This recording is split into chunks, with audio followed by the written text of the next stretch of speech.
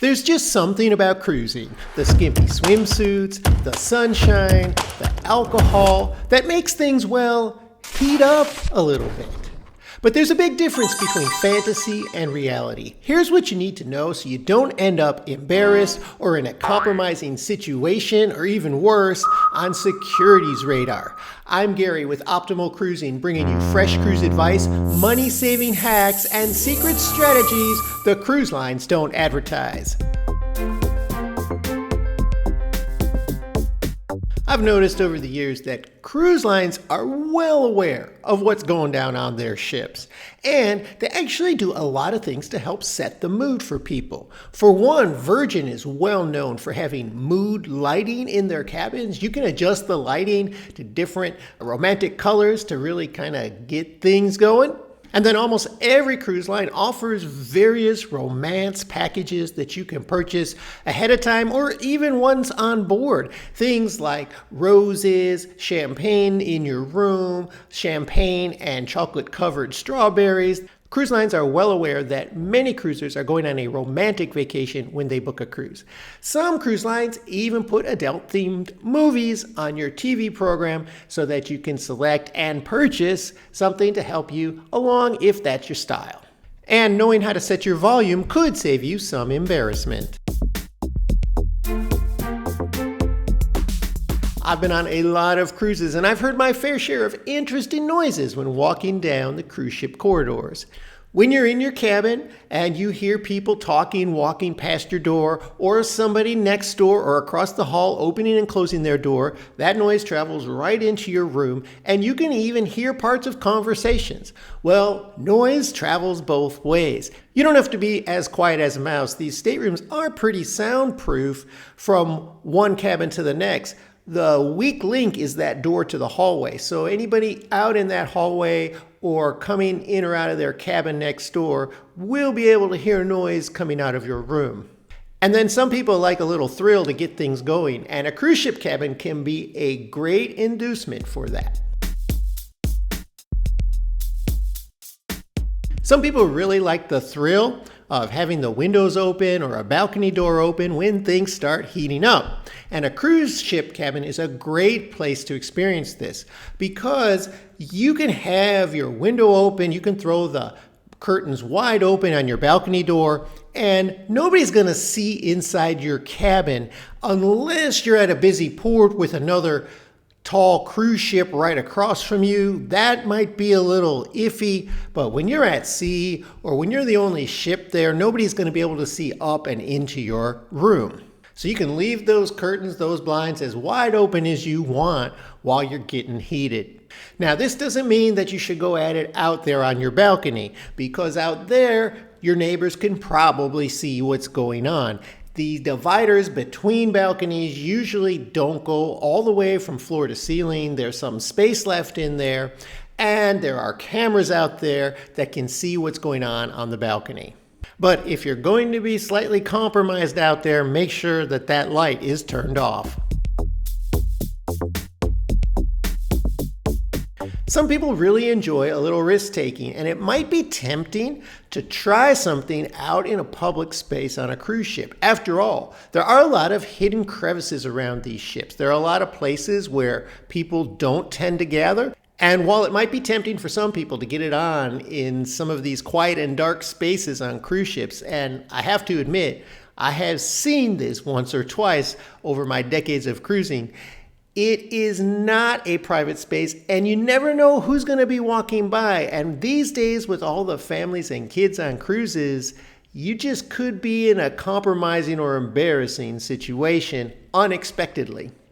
After all, cruise ships are cramming more and more people on board these days, and even though you might find a little crevice that you think is hidden from the mainstream, somebody else is going to be wandering around at some point and discovering that same area.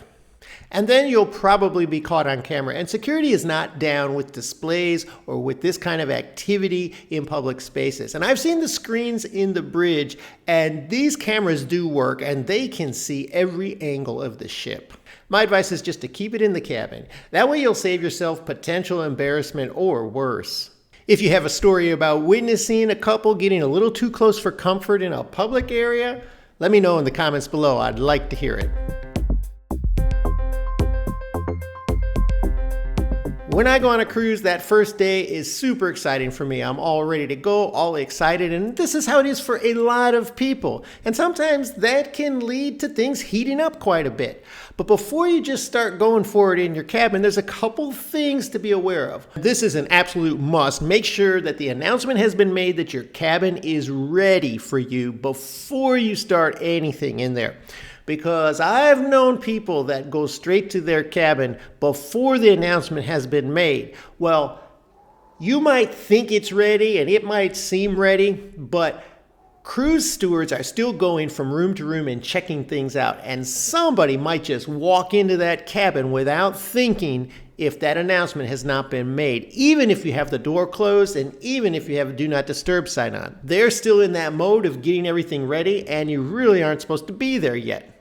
And then also on Embarkation Day, it can be quite chaotic. There's people all finding their rooms, going to where they need to be, suitcases, a lot of traffic in the hallway, more than a typical sea day or cruise day. So you're going to hear a lot more noise, as well as those constant reminders for people to do their muster drill, which oftentimes come over the speaker that's right in your room. So don't expect it to be a complete calm experience on Embarkation Day. And then what if you end up going on a cruise as a single person? Every time I go on a cruise, I'm always cruising with my wife. And most people cruise with a partner, be it a spouse or a significant other, or even boyfriend, girlfriend, or fiance, some type of relationship. However, there are a number of passengers that do cruise single or just cruise with a friend, but they're both single and looking around. There was a survey done by cruisely.com which suggests that perhaps 5% of people have actually hooked up with other people they met on a cruise ship. Now, that might not sound like a whole lot of people, but 5% on, let's say, an average cruise ship of 3,000 passengers, that's 150 people. So likely, if you're on a cruise, you probably have seen somebody on the pool deck, in a restaurant, maybe even in a hot tub that has hooked up with another person on that cruise.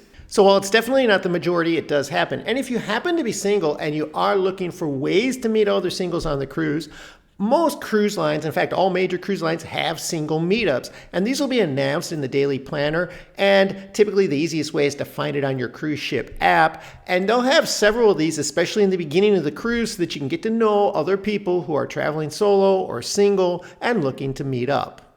One word of caution though, a cruise ship is a very small world, so if you do happen to hook up with somebody that you don't want to see again, you might have a lot of trouble avoiding them for the rest of the cruise.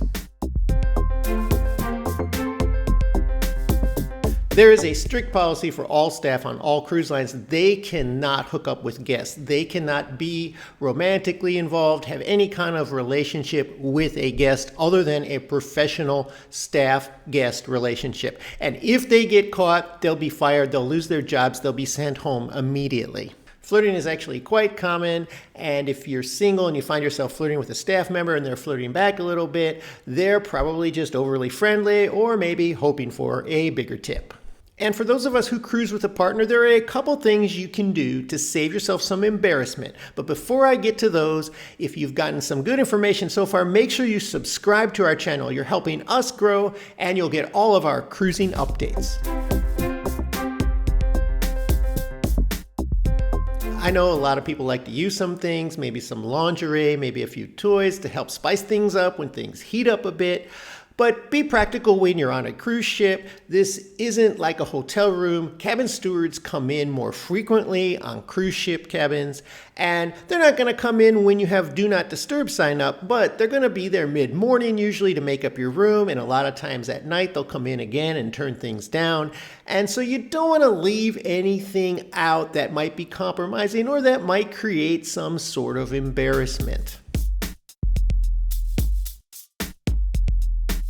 I can't remember the last time I was on a cruise ship when I didn't see some upside down pineapples hanging on doors. It's almost become a running joke these days. And while there is some lore about what these pineapples actually mean, and we have some other videos that goes more into depth into this. There is a community out there that supposedly uses these pineapples for some type of signal, but they're a tight-knit community. This isn't meant for the general public, and a lot of people now are putting these pineapples on their doors as a joke. It's kind of something that people laugh about going down the hallway these days. I think that's encouraged a lot more of these to show up. So it's really just a symbol to ignore, even if you're looking to hook up or looking for something a little extra on your cruise.